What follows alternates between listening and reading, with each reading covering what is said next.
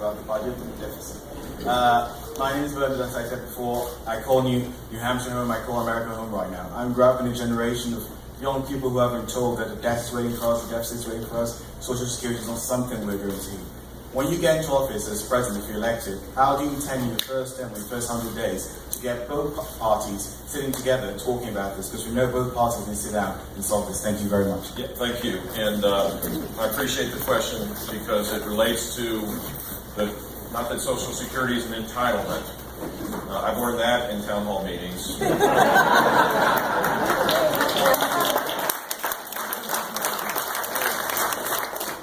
It's a supplemental retirement system that's not actuarially sound. How about that? And certainly Medicaid and Medicare are entitlements, and they're growing at a far faster rate than anything else in government. So it will overwhelm us. The contingent liabilities are clear. We can ignore it as we've done now. My brother tried, got totally wiped out. Both Republicans and Democrats wanted nothing to do with it. The next president's going to have to try again. In the environment we have today, where the political partisanship is so just poisonous, we got to do that first. We have to reweave the web of civility.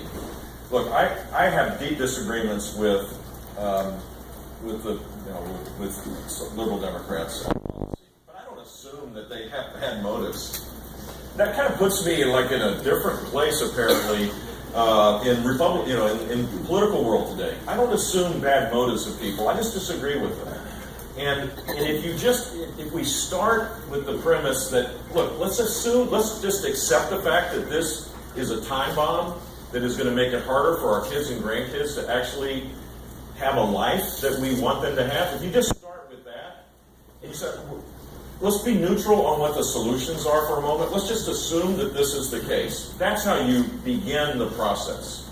Now, I'll have views in the campaign, because I think if you believe this is a huge priority, which I do, then you got to have the courage of your convictions and take all incoming.